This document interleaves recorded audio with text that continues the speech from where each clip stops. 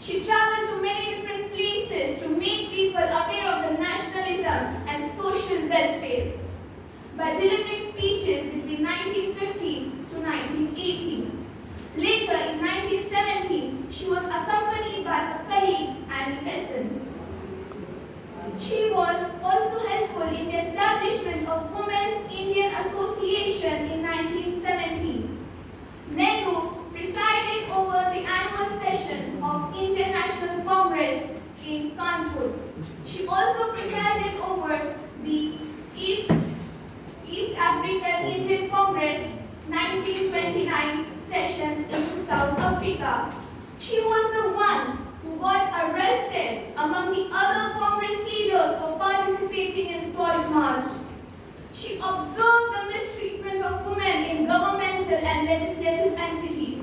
She was the founding member of Women's Indian Association in 1970, which helped the women to acquire the right to vote and occupy the legislative office. Sarojini Naidu's contribution in the victory for women in India was considerable. Many nationalist significant freedom fighters were present at that time.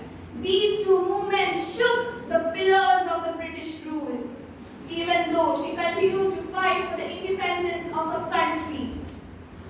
After independence, Sarojini Naidu was appointed as the governor of United Province. She was also the first governor of India. She headed the civil disobedience and Quit India movement as a leader from the front. She also spent around 21 months in jail due to repetitive arrest of Britishers. After India got independence, she was selected as the governor of Uttar Pradesh and served her position till her death in March 1949. Nehru died due to cardiac arrest in Lucknow at the age of 70.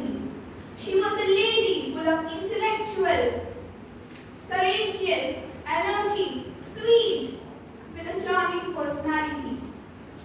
She was a good leader as well as a speaker with humor and emotions. She was the leading face of the freedom fighters. Sarojini Naidu will be always remembered in our history for her well-doings for India. Thank you.